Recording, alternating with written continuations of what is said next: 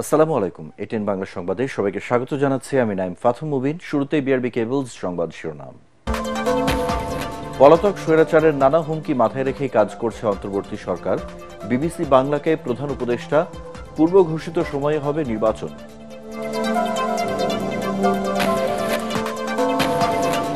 Zia charitable trust দুর্নীতি মামলায় বেগম খালেদা জিয়ার খালাসের রায় আপিল বিভাগে বহাল। রাষ্ট্রপক্ষ এবং দুদকের লিভ টু আপিল খারিজ। নির্বাচিত সরকার না থাকায় আইন শৃঙ্খলা পরিস্থিতি ও দ্রব্যমূল্য নিয়ন্ত্রণে আসছে না বলছে বিএনপি। ভোট বিলম্বিত হলে সংকট বাড়ার আশঙ্কা।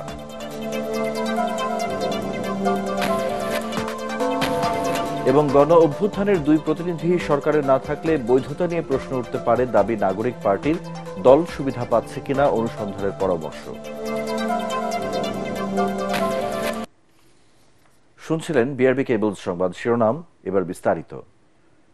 রাজধানীর ভাটারার শাহজাদপুরে একটি আবাসিক হোটেলে অগ্নিকাণ্ডে মারা গেছে অন্তত 4 জন। গুরুতর আহত 2 জনকে উদ্ধার করে পাঠানো হয়েছে হাসপাতালে। নিহতদের মধ্যে 2 জনের বিদেশে যাওয়ার কথা ছিল। ফায়ার সার্ভিস বলছে, ভবনের 2 তলায় বিউটি পার্লারের থেকে আগুনের সূত্রপাত। ভবনটিতে ছিল না অগ্নি নির্বাপনের ব্যবস্থাও। অগ্নি দুর্ঘটনার তদন্তের কথা জানিয়েছে পুলিশ। ইমদাদুল্লাহ বাবুর রিপোর্ট। দুপুর 12টার দিকে রাজধানীর শাহজাদপুরে সৌদিয়া হোটেল নামের 6 তলা এই ভবনের দোতলায় আগুন লাগে। মুহূর্তেই আগুন ছড়িয়ে পড়ে পুরো ভবনে। স্থানীয়রা ফায়ার সার্ভিসকে খবর দিলে ঘটনাস্থলে এসে তারা আগুন নেভানোর কাজ শুরু করে। প্রায় 1.5 ঘন্টার চেষ্টায় আগুন নেভায় ফায়ার সার্ভিস কর্মীরা। আগুন লাগছে, ধোঁয়া উঠতেছে, পরে সবাই দৌড়াদৌড়ি চিল্লাচিল্লি করতেছে।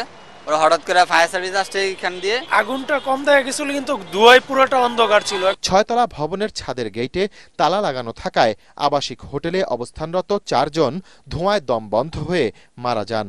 ফায়ার সার্ভিস কর্মীরা তাদের মরদেহ সিঁড়িঘর থেকে উদ্ধার করেন।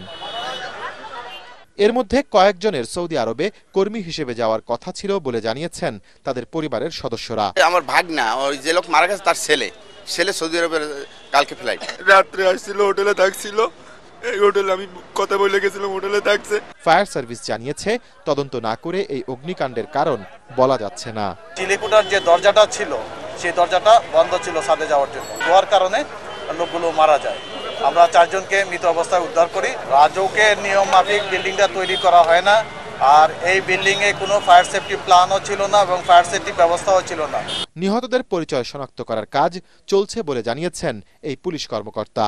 আমরা এই ডেড বডির পরিচয় শনাক্তর চেষ্টা করছি। ডেড বডি ঢাকা মেডিকেল কলেজে আছে। বিল্ডিং এর অনুমোদন ঠিকমতো ছিল কিনা, আইনানুগ যে বিষয়গুলো যাচাই বাছাই করা দরকার, সেই সবগুলোই আমাদের তদন্তের মধ্যে চলে আসবে। তবে এই ঘটনায় ভবন মালিক কিংবা হোটেল কর্তৃপক্ষের কাউকেই গ্রেফতার করা যায়নি।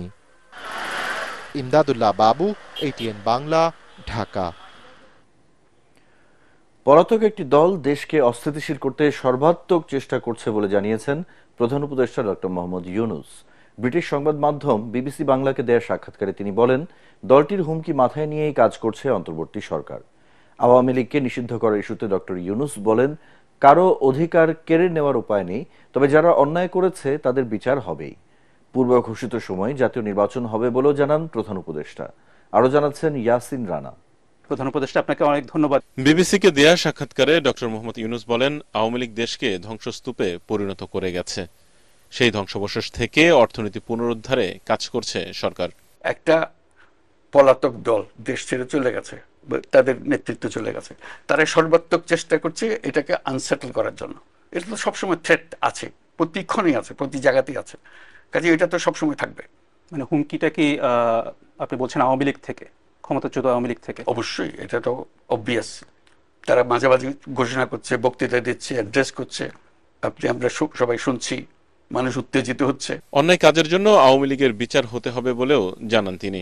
আওয়ামী লীগ কি নিষিদ্ধ হবে অথবা রাজনীতি করবে কিনা, নির্বাচনে অংশ নেবে কিনা, এটা আমি অত ডিটেলসে যাচ্ছি না। আমার বরাবরের পজিশন সেটা হলো যে আমরা সবাই এই দেশের নাগরিক, আমাদের এই দেশের উপরে সমান অধিকার। কাজে যে মত দল করবে তো বটে, সবকিছু করবে, কারো কোনো এই দেশ থেকে কেড়ে নেওয়ার, তার অধিকার কেড়ে নেওয়ার কোনো উপায় নাই। কিন্তু যে অন্যায় করেছে, যার বিচার হওয়া উচিত, তার বিচার হতে হবে। প্রধান উপদেষ্টা বলেন, পলাতক আওয়ামী লীগ নির্বাচন ব্যবস্থা ধ্বংস করে দিয়েছে। সেজন্য প্রাতিষ্ঠানিক সংস্কার করে নির্বাচন আয়োজন করা হবে।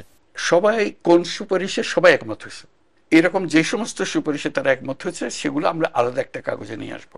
এই বিষয়ে, এই সমস্ত বিষয়ে সবাই একমত হয়েছে, তখন এটাকে আমরা বলবো এটা চার্টার, একটা জুলাই চার্টার, এবং সবাইকে আহ্বান জানাবো আপনারা সবাই যেহেতু একমত হয়েছেন সই করে দেন জুলাই চার্টার। এর মতোই আমরা এখন চলবো, সেই পরিপ্রেক্ষিতে তখন নির্বাচনটা হবে। তাহলে কি বলা যায় যে নির্বাচনটা এবছরের মধ্যেই হচ্ছে? আমরা তো সেটা ঘোষণা করে দিয়েছি, আবার নতুন করে আর বলার তো কিছু নাই। ছাত্রদের রাজনৈতিক দল গঠনে অন্তর্বর্তী সরকারের সহায়তা নেই বলেও জানান তিনি।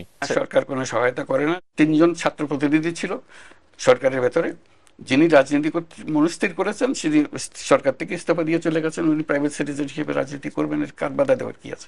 ভারতের সাথে বাংলাদেশের সম্পর্কের কোনো অবনতি হয়নি বলেও দাবি করেন প্রধান উপদেষ্টা doctor Mohammad Yunus. Yasin Rana, ATN Bangla. Zia charitable trust দুর্নীতি মামলায় বিএনপি চেয়ারপারসন বেগম খালেদা জিয়ার খালাসের রায় বহাল রেখেছে আপিল বিভাগ। রাষ্ট্রপক্ষ ও দুদকের করা 3টি লিভ টু আপিল খারিজ করে দিয়েছে সর্বোচ্চ আদালত। বিচারপতি আশফাকুল ইসলামের নেতৃত্বাধীন 3 বিচারপতির আপিল বেঞ্চ এ আদেশ দেন। গত 27 নভেম্বর বেগম জিয়াকে 7 বছরের দণ্ড থেকে খালাস দেয় হাইকোর্ট। আরও জানাচ্ছেন হুমায়ুন চিশতি। জিয়া চ্যারিটেবল ট্রাস্ট দুর্নীতি মামলায় সাবেক প্রধানমন্ত্রী ও বিএনপি চেয়ারপারসন বেগম খালেদা জিয়া সহ 4 আসামিকে 2018 সালের অক্টোবরে 7 বছর সশ্রম কারাদণ্ড দেয় বিচারিক আদালত। এছাড়া প্রত্যেককে 10 লাখ টাকা জরিমানা করা হয়। একই সাথে ট্রাস্টের নামে কেনা 42 কাঠা জমি বাজেয়াপ্ত করে তা রাষ্ট্রের অনুকূলে দেওয়ার আদেশ দেওয়া হয়। রায়ের বিরুদ্ধে একই বছরের 18 নভেম্বর হাইকোর্টে আপিল করেন খালেদা জিয়া, যা এতদিন শুনানি হয়নি। ছাত্র জনতার আন্দোলনে রাজনৈতিক পট পরিবর্তনের পর আপিল শুনানির উদ্যোগ নেন বেগম জিয়ার আইনজীবীরা। শুনানি শেষে আপিল মঞ্জুর করে গত 27 নভেম্বর বেগম খালেদা জিয়া সহ সব আসামিকে খালাস দেয় হাইকোর্ট। হাইকোর্টের রায়ের বিরুদ্ধে গত 23 ফেব্রুয়ারি 3টি লিভ টু আপিল বা আপিলের অনুমতির জন্য আবেদন করে রাষ্ট্রপক্ষ ও দুর্নীতি দমন কমিশন দুদক। সরকার কোন টাকা ইনভলভ না, রাষ্ট্রের কোন টাকা ইনভলভ না। তারপরে এই মামলা কিন্তু আওয়ামী লীগ সরকার দুদককে ব্যবহার করে এই মামলা করেছিল বেগম খালেদার বিরুদ্ধে রাজনৈতিক হয়রানি করার জন্য। আপিলের অনুমতি দেওয়ার মতো কোনো প্রাথমিক উপাদান না থাকায় 3টি petition for leave to appeal summarily reject করেছে, ডিসমিস করে দিয়েছে এবং তার মধ্য দিয়ে চূড়ান্তভাবে এই যে খালাস আদেশ যেটি হয়েছে মাননীয় হাইকোর্ট বিভাগের, এটি চূড়ান্তভাবে বহাল থাকলো।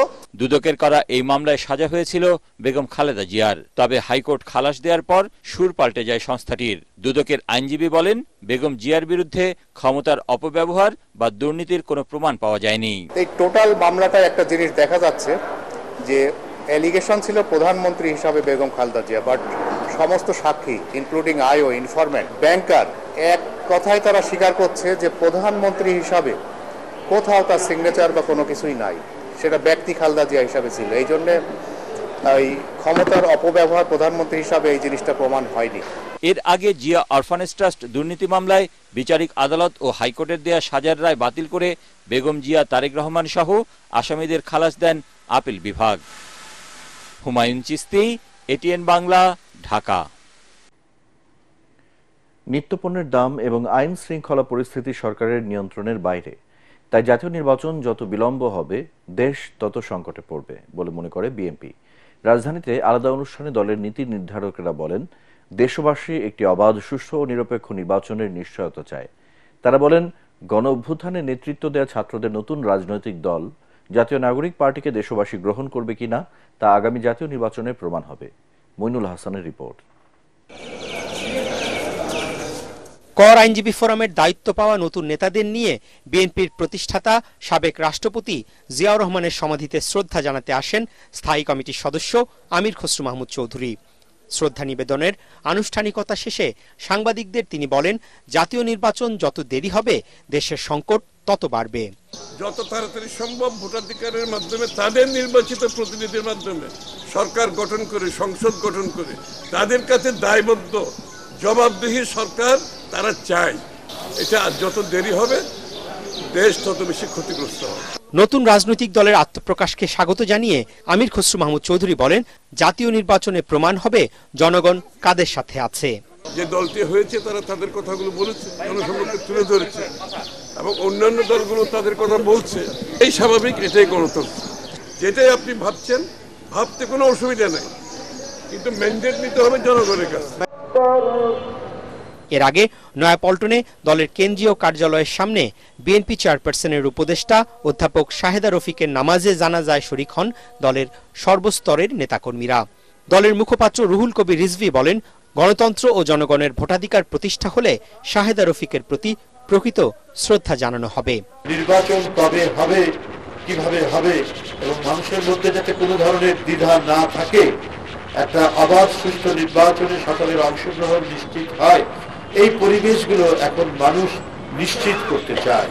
সাবেক মন্ত্রী ব্যারিস্টার রফিকুল ইসলাম মিয়ার স্ত্রী অধ্যাপক শাহেদা রফিক রোববার রাজধানীর একটি বেসরকারি হাসপাতালে চিকিৎসাধীন অবস্থায় মারা যান। মইনুল আহসান, এটিএন বাংলা, ঢাকা। কেবল বিরোধিতার জন্যই অন্তর্বর্তী সরকারে থাকা গণ অভ্যুত্থানের দুই প্রতিনিধি নিয়ে কথা হচ্ছে বলে মনে করে জাতীয় নাগরিক পার্টি। তারা বলছেন, তথ্য উপদেষ্টা মাহফুজ আলম ও স্থানীয় সরকার উপদেষ্টা আসিফ মাহমুদ না থাকলে এই সরকারের বৈধতা নিয়েও প্রশ্ন উঠতে পারে। এটিএন বাংলাকে নতুন দলটির সিনিয়র যুগ্ম আহ্বায়ক সামান্তা শারমিন ও যুগ্ম আহ্বায়ক সারওয়ার তুষার বলেন, অহেতুক সমালোচনা না করে সরকারের কি সুবিধা পাচ্ছে নাগরিক পার্টি তা নিয়ে অনুসন্ধান হোক। আদ্দিন সজীবের রিপোর্ট। আমাদের এক দফাটি হলো শেখ হাসিনা সহ এই সরকারের পতন এবং ফ্যাসিবাদের বিলোপ। গণ অভ্যুত্থানের নেতৃত্বের হাত ধরে 28 ফেব্রুয়ারি আত্মপ্রকাশ ঘটে জাতীয় নাগরিক পার্টির।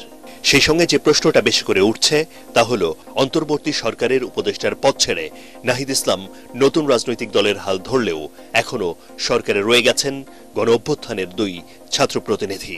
এত গোয়েন্দা আছে, এত ইন্টেলিজেন্স আছে, আপনারা খোঁজ নেন, বা আপনারা সাংবাদিকরা আছেন, আপনারা খোঁজ নেন কোথায় কতটুকু সহযোগিতা আমরা সরকারের কাছ থেকে পাচ্ছি। ফলে সুনির্দিষ্ট যদি থাকে আমরা সুনির্দিষ্টভাবে ওটা দেখতে চাইবো যে কোথায় আমরা আসলে সরকারের হেল্প পাচ্ছি কি পাচ্ছি না। আদারওয়াইজ এটা যারা বলছেন তারা আসলে যৌক্তিকভাবে বলছেন বলে আমার মনে হচ্ছে না, এটা রাজনৈতিক বিরোধিতার জায়গা থেকে তারা বলতেছে। নাহিদ ইসলাম চাইলে পারতেন যে এখানে অন্য কাউকে বসিয়ে নিজে সরকারে থেকে দলটাকে পরিচালনা করা।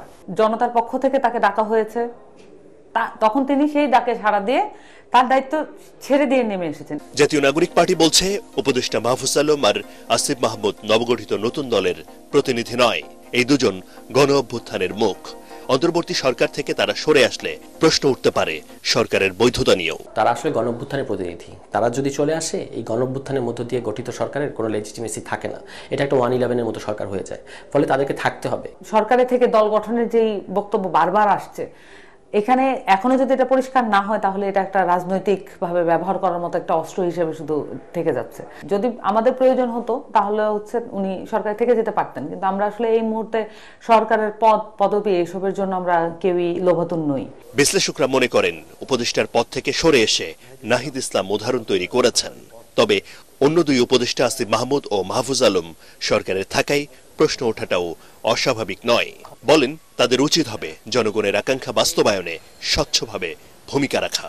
এই রাজনৈতিক প্রক্রিয়ায় আরো দুজন নেতা ছিলেন, তাদের কি অবস্থান হবে? এক হতে পারে যে হ্যাঁ, তারা নতুন দল বা নতুন প্রক্রিয়ায় অংশ নিলেন না, সরকারে থেকেই তারা তাদের দায়িত্ব পালন করলেন, সেটা হতে পারে। কিন্তু জনমনে কিন্তু একটা প্রশ্ন থেকে যাবে। ক্ষমতা শুধুমাত্র কোনো ব্যক্তি বা পরিবারের কুক্ষিগত থাকবে না। বলা হচ্ছে, জুলাই বিপ্লবে শেখ হাসিনার সরকার পতন কেবল একদিনের ঘটনা নয়, নতুন রাজনীতিরও সূচনা লগ্ন। জনমনে নতুন ধারার রাজনীতির যে আকাঙ্ক্ষা তৈরি হয়েছে তা ধরে রাখাই এখন রাজনৈতিক দলগুলোর প্রধান দায়িত্ব বলেও মনে করেন বিশ্লেষকরা। ফ্যাসিস্ট বিরোধী সকল রাজনৈতিক দল। আদ্দিন সজীব, এটিএন বাংলা, ঢাকা। নানামুখী ব্যর্থতা ঢাকতেই সরকারি মাধ্যমিক বিদ্যালয়ে ভর্তিতে 5% কোটা দেওয়া হয়েছে বলে মন্তব্য করেছেন বাংলাদেশ ছাত্র অধিকার পরিষদের কেন্দ্রীয় সভাপতি বিন ইয়ামিন মোল্লা। দুপুরে ঢাকা বিশ্ববিদ্যালয়ের মধুর ক্যান্টিনে প্রেস ব্রিফিংয়ে তিনি বলেন, বর্তমানে মানুষের নিরাপত্তা দিতে ব্যর্থ হওয়া, জুলাই গণ অভ্যুত্থানে শহীদদের তালিকা প্রকাশ করতে না পারা সহ অনেক ব্যর্থতা রয়েছে অন্তর্বর্তী সরকারের। এসব ব্যর্থতা ঢাকতেই বৈষম্য বিরোধী আন্দোলনের চেতনা পরিপন্থী এই সিদ্ধান্ত নিয়েছে সরকার। অবিলম্বে এই কোটা প্রথা বাতিল না করলে কঠোর আন্দোলনের হুঁশিয়ারি দেন সংগঠনের সাধারণ সম্পাদক নাজমুল হাসান। নতুন বাংলাদেশ আজকে আমরা 7 মাস যেতে না যেতেই আমরা দেখছি আমাদের যে বৈষম্য বিরোধী যে চেতনা, আমাদের যে বৈষম্য বিরুদ্ধে লড়াইয়ের যে চেতনা, সেটির সাথে সাংঘর্ষিক অবস্থানে গিয়ে সরকার একটি প্রজ্ঞাপন জারি করেছে। অনতি বিলম্বে যে গত 2 মার্চ থেকে যে কোটা পুনর্বহাল করা হয়েছে সেই কোটা পুনর্বহাল বাতিল করতে হবে। পাশাপাশি বিশ্ববিদ্যালয় কলেজে যে পোষ্য কোটা রয়েছে সেই কোটা অবশ্যই বাতিল করতে হবে। ঢাকা ও চট্টগ্রাম বিভাগের সরকারি প্রাথমিক বিদ্যালয়ের সহকারী শিক্ষক পদে উত্তীর্ণ 6,531 জনকে নিয়োগের সরকারি সিদ্ধান্ত বাতিল করে হাইকোর্টের দেয়া রায় স্থগিত করেছে আপিল বিভাগ। ফলে ওই শিক্ষকদের নিয়োগে আর কোনো বাধা রইল না। হাইকোর্টের রায়ের বিরুদ্ধে 6,500 শিক্ষককে আপিলের অনুমতি দিয়ে বিচারপতি আশফাকুল ইসলামের নেতৃত্বাধীন আপিল বেঞ্চ এ আদেশ দেন।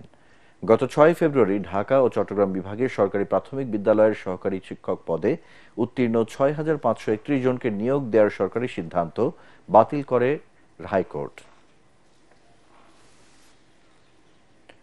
রোহিঙ্গা ইস্যুতে বাংলাদেশকে 68 মিলিয়ন ইউরো সহায়তা দেবে ইউরোপীয় ইউনিয়ন।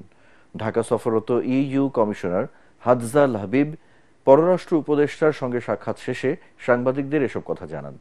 রোহিঙ্গা সমস্যা সমাধানে একটি দীর্ঘস্থায়ী সমাধানের পথ খোঁজার তাগিদ দেন হাদজাল হাবিব। বলেন, এতে শরণার্থীদের সহায়তার উপর নির্ভরশীলতা কমবে। ইউরোপীয় ইউনিয়ন সব ধরনের মানবিক সহযোগিতার উদ্যোগগুলোকে সমর্থন দিতে প্রস্তুত বলেও জানান ইইউ কমিশনার।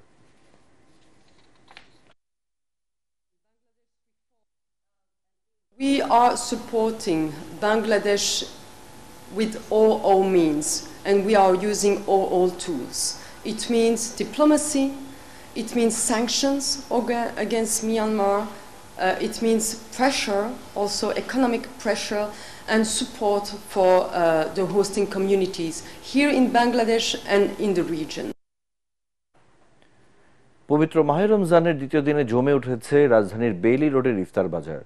ক্রেতাদের বেশি আগ্রহ হালিম ও হরেক রকম জিলাপির প্রতি। তবে খাবারের দাম নিয়ে রয়েছে মিশ্র প্রতিক্রিয়া।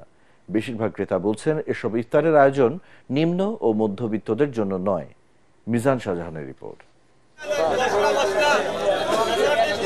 রোজার দ্বিতীয় দিন বিকেল থেকেই বেইলি রোডের ইফতার বাজারে আসতে থাকেন ক্রেতারা।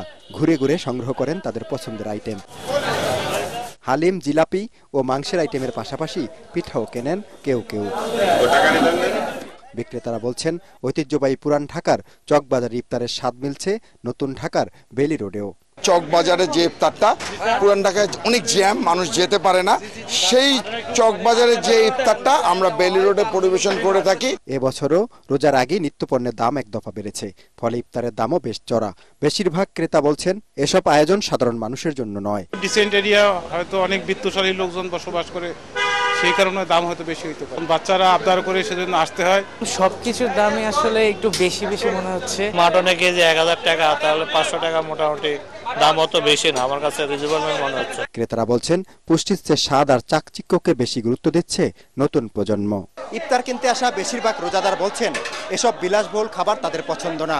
গ্রামীণ পরিবেশে মায়ের হাতে তৈরি করা খাবারের ভিতরে যে স্বাদ তা এসব খাবারে নেই। তারপরও গণমাধ্যমের কল্যাণের কাছে এসব বিলাসবহুল দোকান পরিচিত মুখ হয়ে উঠছে। বাধ্য হয়েই বাচ্চাদের আবদার রক্ষা করতে তাদের আসতে হয় এসব বিলাসবহুল দোকানে। মিজান শাহজাহান, এটিএন বাংলা, ঢাকা। নড়াইলের মুন্সিবাড়ি মসজিদ, লোকমুখে শোনা যায় প্রায় 450 বছর আগে এক রাতে এই মসজিদটি নির্মাণ করেন মুন্সি হজরতুল্লাহর নামে এক ব্যক্তি।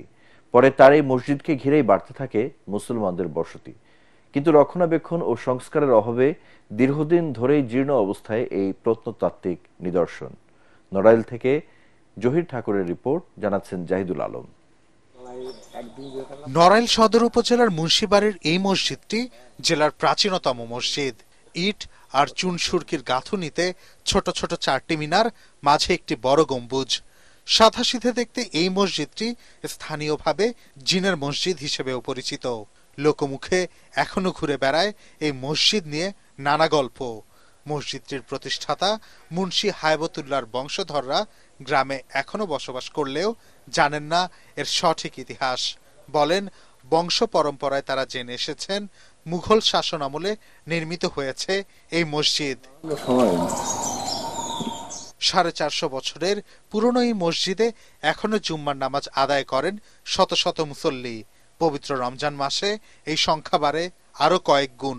এত বেশি পরিমাণ মুসল্লির সমাগম সত্ত্বেও সংকট রয়েছে অজুখানা ও ওয়াশরুমের। মুন্সি হায়বতুল্লাহ সাহেব এই গ্রামেরই মানুষ ছিলেন, এখানকার একজন জমিদার ছিলেন এবং ওনার নিজের অর্থায়নে এই মসজিদ নির্মাণ করেছেন। মুরব্বীদের পরম্পরায় আমরা যেটা জানতে পেরেছি, প্রায় 450 থেকে 500 বছর পুরানো মসজিদ।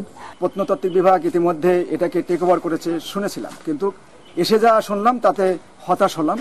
এদিকে নানা সময় বিভিন্ন দপ্তর মসজিদটি পরিদর্শন করে গেলেও হয়নি উল্লেখযোগ্য কোনো সংস্কার কিংবা উন্নয়ন। আমাদের ইসলামিক ফাউন্ডেশন এই পুরানো মসজিদ নিয়ে একটা প্রকল্প হাতে নিছে, সেখানে এই মসজিদের নাম ঠিকানা আছে। তখন যে প্রকল্প আমাদের আসে, আমরা সেভাবে এটাকে পুরানো আমাদের ঐতিহ্য ইতিহাস হিসাবে ধরে তার সংস্কার এবং এর প্রয়োজনীয় ব্যবস্থা ইসলামিক ফাউন্ডেশন করবে। প্রত্নতত্ত্ব নিদর্শন ও ঐতিহ্যবাহী এই মসজিদটিতে অজুখানা এবং ওয়াশরুম তৈরি সহ দ্রুত প্রয়োজনীয় সংস্কার করবে সংশ্লিষ্টরা, এমনটাই প্রত্যাশা নড়াইলবাসীর। Bureau report, ATN Bangla. ভারতীয় সীমান্তরক্ষী বাহিনী বিএসএফ এর সহায়তায় আবারও লালমনিরহাটের পাটগ্রামের দহগ্রাম সীমান্তে কাঁটাতারের বেড়া ও লোহার খুঁটি বসানো হয়েছে। গভীর রাতে সীমান্ত আইন লঙ্ঘন করে এই বেড়া দেওয়া হয়েছে। খবর পেয়ে ঘটনাস্থলে গিয়ে বিজিবি বাধা দিলে নির্মাণ কাজ বন্ধ রাখে বিএসএফ। সীমান্তবাসীরা জানান, দহগ্রামের করণীপাড়া সীমান্ত এলাকায় শুক্রবার গভীর রাতে বিএসএফ ভারতীয় নাগরিকদের দিয়ে শূন্যরেখার 3 থেকে 5 গজের মধ্যে প্রায় 500 গজ এলাকা জুড়ে কাঁটাতারের বেড়া ও লোহার খুঁটি স্থাপন শুরু করে। পরে খবর পেয়ে বিজিবি জওয়ানরা ঘটনাস্থলে গিয়ে অবস্থান নেয়। এ ঘটনার প্রতিবাদ জানিয়ে করণীপাড়া শূন্যরেখায় পতাকা বৈঠক অনুষ্ঠিত হয়। বেড়া কাটাটা দিছিল বিডিএর কারণে বন্ধ ছিল। এখন ভুট্টা বড় বড় হয়ে গেছে, এখন আমার রাতারাতি মানে এইটা দিতেছে, এইটা দিলে তো আমাদের অসুবিধা। আমাদের বর্ডারের সাথে ধরেন যে রাস্তা আছে, রাস্তার সাথে আমাদের জমি, ওখানে গেলেও ওদিক থেকে সরে আসবার বলে আমাদের খেতেও তো যাইতে দেয় না। কালকে রাত্রে বেলা দিছে বেড়াকাটা, তারপরে আমরা সকালবেলা দেখি যে বেড়াকাটা দিয়ে দিছে, পরে সবাই জানাজানি হলো। আমরা দেখতেছি যে যেখানে বেড়াকাটা হয়ে গেলে আমাদের অনেক বিপদ আপদ হয়ে যায়, পাশে যাওয়াও যায় না। আবার আমাদের জায়গায় যদি আমরা থাকি, আমাদের এরিয়া থাকলে আমাদেরকে দাবার দেয়। আতঙ্কের মধ্যে আছে, রাত্রে ঘুম পাড়তে পারি না। মনে করো যে একটা ফটকা ফুটাইতেছে, গুলি ফুটাইতেছে, ঘুম যাবে না, উঠিয়ে বসে থাকি। আমরা তো আতঙ্কের পরেই আছি। নারী উদ্যোক্তাদের দক্ষতা, সৃজনশীলতা এবং অর্থনৈতিক ক্ষমতায়নের লক্ষ্যে 3 দিনব্যাপী নারী আন্তর্জাতিক বাণিজ্য মেলার আয়োজন করতে যাচ্ছে women entrepreneur association of Bangladesh, web. রাজধানীর গুলশান শুটিং ক্লাবে আগামী 6 থেকে 8 মার্চ সকাল 10টা থেকে রাত 8টা পর্যন্ত চলবে এই প্রদর্শনী।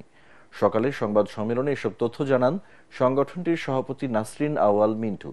এ সময় আয়োজকরা বলেন, নারী উদ্যোক্তাদের বিকাশ ও তাদের ব্যবসায়িক সম্ভাবনা বাড়াতে এই মেলা গুরুত্বপূর্ণ ভূমিকা রাখবে। পাশাপাশি দেশের নারী উদ্যোক্তাদের একটি শক্তিশালী প্ল্যাটফর্ম তৈরির মাধ্যমে পণ্য ও সেবা প্রদর্শনের সুযোগ সৃষ্টি হবে। নারী উদ্যোক্তাদের সৃজনশীলতা ও দক্ষতা বিকাশের লক্ষ্যে আয়োজিত এই মেলায় অংশ নেবেন সারা দেশের বিভিন্ন অঞ্চলের অর্ধশতাধিক নারী উদ্যোক্তা এবং দেশের বাইরেরও নারী উদ্যোক্তারা এখানে অংশ নিচ্ছেন। ক্ষুদ্র ও কুটির শিল্প খাতে নারী উদ্যোক্তারা তাদের নিজস্ব দেশীয় ঐতিহ্যবাহী পণ্যের পসরা নিয়ে মেলায় অংশ নেবেন। Women entrepreneur association of Bangladesh, উইব এর উদ্যোগে এই মেলা অনুষ্ঠিত হতে যাচ্ছে আগামী 6 থেকে 8 মার্চ। ঝালকাঠি শহরের বিভিন্ন সড়কে দিনরাত মাইকিং এর উচ্চ শব্দে অতিষ্ঠ মানুষ। সকাল থেকে রাত পর্যন্ত বিভিন্ন মাইকের অতিরিক্ত শব্দে সৃষ্টি হচ্ছে শব্দ দূষণ। এতে শিশু, রোগী ও শিক্ষার্থীদের সমস্যা হচ্ছে বেশি। পরিবেশ অধিদপ্তরের কর্মকর্তা বলছেন, শব্দ দূষণ রোধে কাজ করছেন তারা। ঝালকাঠি থেকে এইচ.এম. নাসির উদ্দিনের পাঠানো তথ্য ছবি নিয়ে আরো জানাচ্ছেন আশিকুর রহমান। ঝালকাঠি শহরের অলিগলি সহ 4টি উপজেলার বিভিন্ন ক্লিনিকে রোগীদের আকৃষ্ট করতে উচ্চ শব্দে মাইক বাজিয়ে বিজ্ঞাপন দেয়া এবং সবজি বিক্রি সহ নানা প্রচারণা চালানো হয়। বিভিন্ন ধরনের সাংস্কৃতিক ও ধর্মীয় অনুষ্ঠানে উচ্চ শব্দে মাইক ও সাউন্ড সিস্টেম ব্যবহার করা হচ্ছে। এছাড়া সড়কে যানবাহনগুলোর অতিমাত্রায় হাইড্রোলিক হর্ন ব্যবহার করা হচ্ছে অবাধে। স্থানীয়দের অভিযোগ, সকাল থেকে গভীর রাত পর্যন্ত চলে মাইকে উচ্চ শব্দে প্রচার ও নানা অনুষ্ঠান। একসাথে 4-5টা মাইক নামে টেম্পু আছে, যেটা স্যালো ইঞ্জিন লাগাইয়া যে এগুলো চলে, এগুলো যে বিকট আওয়াজ, এতে মানুষ থাকার জন্য খুবই দুর্বিষহ হয়ে গেছে। মাইকের শব্দে তো শরীরে তো কষ্ট হয়, শব্দে শব্দে। ডাক্তারের মাইক, তারপর ক্যানভাসারের মাইক, রাজনৈতিক মাইক, এই শব্দে আমরা অতিষ্ঠ হয়ে যাই। পোলাপান ঘুমাইতে পারে না, বিভিন্ন সমস্যা দেখা যায়, সর্দি কাশ জ্বরে, কিন্তু এগুলো বন্ধ হওয়া উচিত। পরিবেশ অধিদপ্তরের কর্মকর্তা বলছেন, শব্দ দূষণের ব্যাপারে কাজ করছেন তারা। গাড়ির হর্ন বন্ধ করার জন্য আমরা মোবাইল কোড পরিচালনা করছি, তবে আমরা এখন পর্যন্ত ভ্যানে যে শব্দটা হচ্ছে তার বিরুদ্ধে আমরা কোনো কার্যক্রম গ্রহণ করিনি। আমাদের কাছে এই ব্যাপারে যদি অভিযোগ আসে প্রতিনিয়ত যে এই শব্দগুলো তৈরি হচ্ছে, আমরা ব্যবস্থা নেব। চিকিৎসকরা জানালেন, শব্দ দূষণের কারণে রোগীদের কানে সমস্যা হয়। এছাড়া টিনটাস বলে একটি কানের রোগ রয়েছে, যেটি উচ্চ শব্দের জন্য এটি হয়ে থাকে। শব্দ দূষণ বেশি পরিমাণে বৃদ্ধি পেয়েছে, সেই সব এলাকার কর্তৃপক্ষ যারা রয়েছেন তারা অত্যন্ত সচেষ্ট হবেন এই ধরনের সমস্যা থেকে সমাধানের উপায় খোঁজার জন্য। মাত্রাতিরিক্ত শব্দের কারণে মানুষের শ্রবণ ও স্মরণ শক্তি কমে যায় বলেও জানান তিনি। Bureau report, ATN Bangla.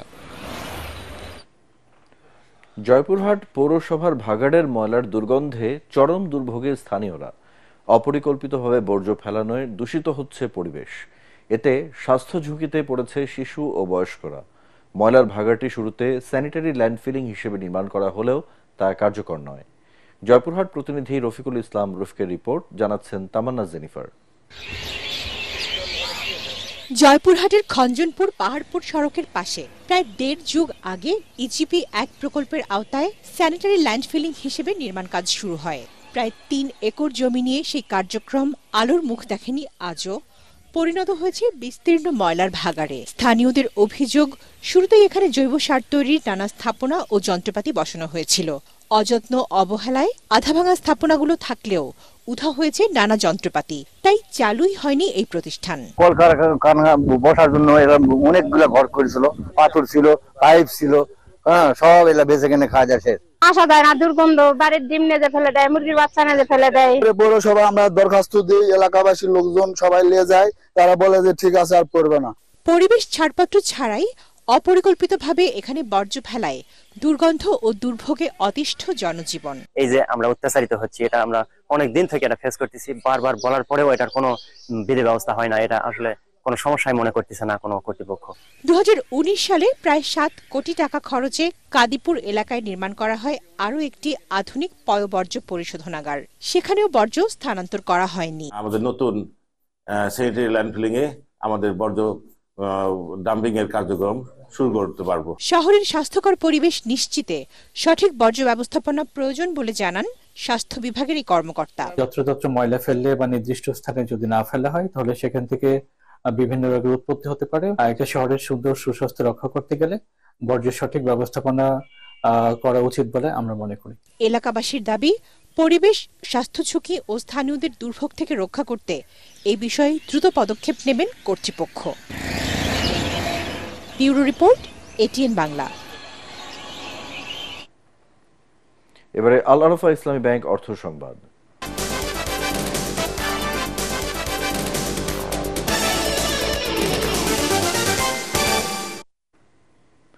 রোজা ও ঈদের কারণে প্রবাসী আয় ইতিবাচক ধারায় ফিরেছে। অতীতের সব রেকর্ড ভাঙতে পারে বলে আশা বিশ্লেষকদের। তাদের মতে যুক্তরাষ্ট্র, যুক্তরাজ্য সহ কম প্রবাসী আয় আসা দেশগুলো থেকে বেশি অর্থ আসছে। অন্যদিকে কমেছে অর্থ পাচার। বৈধ পথে আরও বেশি প্রবাসী আয় দেশে আনতে সরকারকে আরও নজরদারি বাড়ানোর পরামর্শ দিয়েছেন তারা। শারফুল আলমের রিপোর্ট। রোজা আর ঈদকে ঘিরে আবারও চাঙা হতে শুরু করেছে দেশের অর্থনীতি। রমজানের শুরুতে গতি বাড়ছে প্রবাসী আয়ে। বাংলাদেশ ব্যাংকের পরিসংখ্যান অনুযায়ী গত মাসে 253 কোটি 80 লাখ ডলারের প্রায় 31,000 কোটি টাকা দেশে এসেছে, যা আগের বছরের ফেব্রুয়ারিতে এসেছিল 216 কোটি 45 লাখ ডলার। সেই হিসাবে প্রবাসী আয়ের প্রবৃদ্ধি হয়েছে প্রায় 17 ভাগ। আপনি ইউএসএরটা কেন বাড়ছে? লেস পিপল হলেও কিন্তু ভলিউমে বেড়ে যাচ্ছে, যে because they are sending the more money, they are more capable, so the amount is huge. এখান থেকে আমার কাছে মনে হচ্ছে যে in future this country will create a huge hub for the remittance earner. চলতি অর্থবছরে জুলাই থেকে ফেব্রুয়ারি প্রথম ৮ মাসে প্রবাসী আয় আসে ১,৮৪৯ কোটি বা 18.49 বিলিয়ন ডলার, যা বাংলাদেশি টাকায় প্রায় 2,26,000 কোটি টাকা। 2023-24 অর্থবছরে একই সময় এসেছিল 15.08 বিলিয়ন ডলার।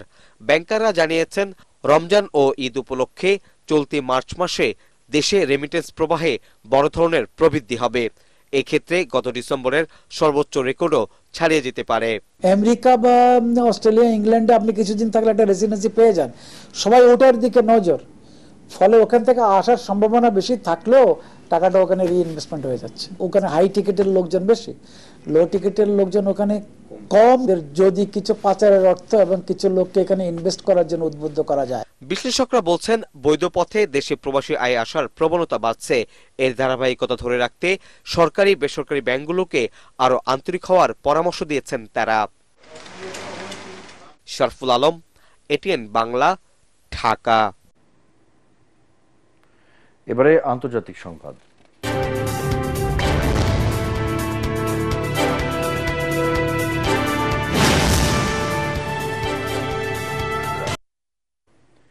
রাশিয়ার বিরুদ্ধে যুদ্ধে অব্যাহত মার্কিন সহায়তার জন্য ওয়াশিংটনের প্রতি কৃতজ্ঞতা জানিয়ে ভিডিও বার্তা দিয়েছেন ইউক্রেনের প্রেসিডেন্ট ভ্লাদিমির জেলেনস্কি।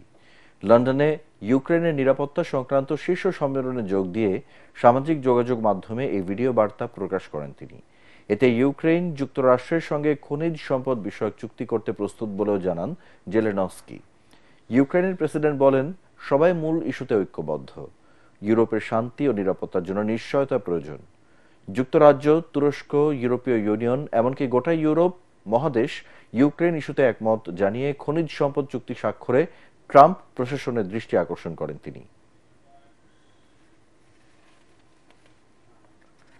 আবাসন, শ্রম ও সীমান্ত সুরক্ষা আইন লঙ্ঘনের অভিযোগে সৌদি আরবের 17,000-এর বেশি প্রবাসীকে গ্রেপ্তার করেছে দেশটির আইন শৃঙ্খলা বাহিনী। সৌদির স্বরাষ্ট্র মন্ত্রণালয়ের বরাত দিয়ে গালফ নিউজ এ তথ্য জানিয়েছে। এতে বলা হয়েছে, গত এক সপ্তাহে সৌদি আরবের বিভিন্ন প্রান্তে অভিযান চালিয়ে 17,389 জন প্রবাসীকে গ্রেপ্তার করা হয়েছে। দেশ জুড়ে ব্যাপক নিরাপত্তা অভিযানের অংশ হিসেবে তাদের গ্রেপ্তার করা হয়। সৌদির স্বরাষ্ট্র মন্ত্রণালয় বলেছে, গ্রেপ্তারকৃতদের মধ্যে ইয়েমেনি ও ইথিওপিয়ান নাগরিকদের সংখ্যাই বেশি। মন্ত্রণালয়ের বিবৃতিতে বলা হয়েছে, গ্রেপ্তারকৃতদের মধ্যে ইয়েমেনি 41%, ইথিওপিয়ান 56% এবং অন্যান্য দেশের 3% নাগরিক রয়েছেন।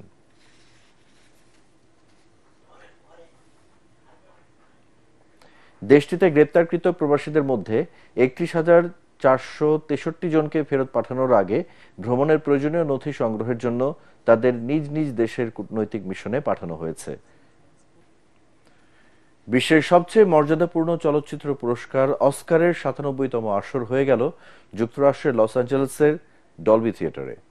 বিনোদন দুনিয়ার শীর্ষ প্রতিভাবানদের স্বীকৃতি দিতে আয়োজিত এই অনুষ্ঠানের ঘোষণা পর্ব শুরু হয় বাংলাদেশ সময় সোমবার ভোর 5টায়।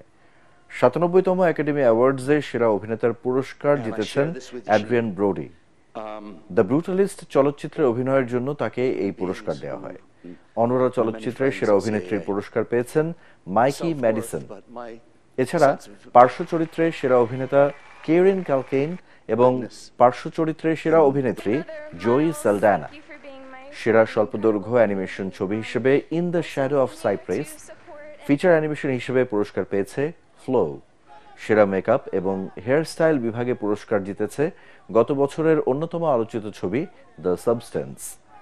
97তম অস্কার আসরে প্রতিযোগিতায় থাকা চলচ্চিত্রগুলো যেমন প্রশংসিত হয়েছে, তেমনি পুরস্কার বিজয়ীদের উজ্জ্বল উপস্থিতি মুগ্ধ করেছে চলচ্চিত্র প্রেমীদের।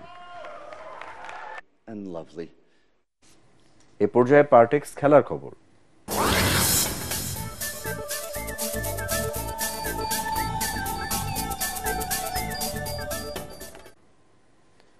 ঢাকার পূর্বাচলে নির্মাণাধীন শেখ হাসিনা আন্তর্জাতিক ক্রিকেট স্টেডিয়ামের নাম পরিবর্তন করা হয়েছে। স্টেডিয়ামটির নতুন নাম রাখা হয়েছে national cricket stadium NCS। Bangladesh cricket board BCBর 18তম সভায় এই সিদ্ধান্ত হয়। সভা শেষে সংবাদ মাধ্যমের কাছে দুই পরিচালক বিষয়টি নিশ্চিত করেন। পরাগ আরমানের রিপোর্ট। অন্তর্বর্তীকালীন সরকারের যুব ক্রীড়া উপদেষ্টার দায়িত্ব নেয়ার প্রথম কর্মদিবসেই আসিফ মাহমুদ সজীব ভুঁইয়া বলেছিলেন শেখ হাসিনার নামে সরকারি কোনো প্রতিষ্ঠান বা স্থাপনা থাকবে না। তারই ধারাবাহিকতায় ঢাকার পূর্বাঞ্চলে নির্মাণাধীন শেখ হাসিনা আন্তর্জাতিক ক্রিকেট স্টেডিয়ামের নাম পরিবর্তন করা হলো বিসিবির 18তম বোর্ড সভায়। স্টেডিয়ামটির নকশা ক্ষমতাচ্যুত দল আওয়ামী লীগের রাজনৈতিক প্রতীক নৌকার আদলে করা হয়েছে। আপনারা জানেন যে একটা সার্কুলার হয়েছে ফ্রম গভর্নমেন্ট, হ্যাঁ, সেটার পরিপ্রেক্ষিতে আমরা শেখ হাসিনা স্টেডিয়ামের নাম চেঞ্জ করে আমরা যেটাকে বলা হবে এখন এনসিজি, ন্যাশনাল ক্রিকেট গ্রাউন্ড। এদিকে জাতীয় দলের প্রধান কোচ ফিল সিমন্স ও সিনিয়র সহকারী কোচ মোহাম্মদ সালাউদ্দিন এবং স্পিন বোলিং কোচ মুস্তাক আহমেদের কাজে খুশি বোর্ড। তাই তাদের সাথে আরো 2 বছরের জন্য চুক্তি নবায়ন করেছে বিসিবি। হেড কোচের কন্ট্রাক্ট কিংবা সিনিয়র অ্যাসিস্ট্যান্ট কোচের কন্ট্রাক্ট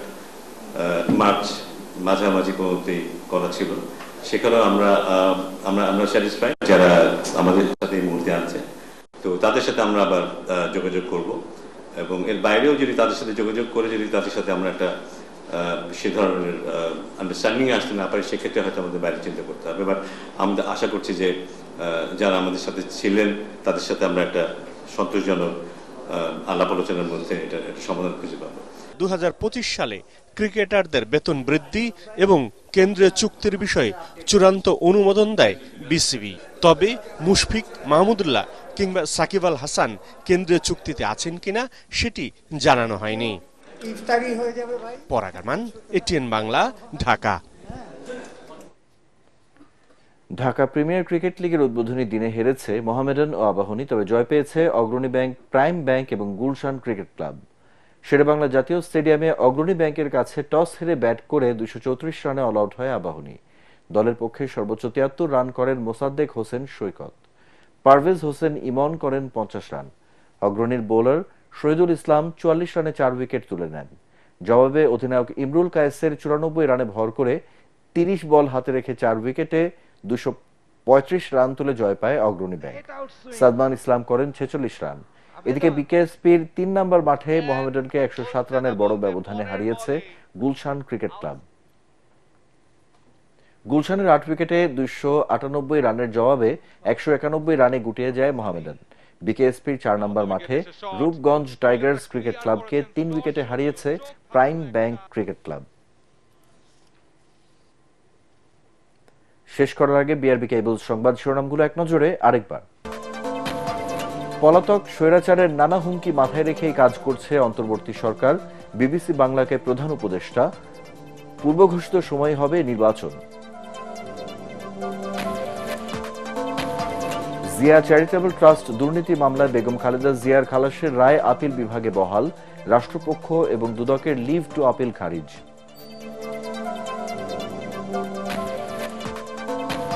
নির্বাচিত সরকার না থাকায় আইন শৃঙ্খলা পরিস্থিতি ও দ্রব্যমূল্য নিয়ন্ত্রণে আসছে না বলছে বিএনপি। ভোট বিলম্বিত হলে সংকট বাড়ার আশঙ্কা।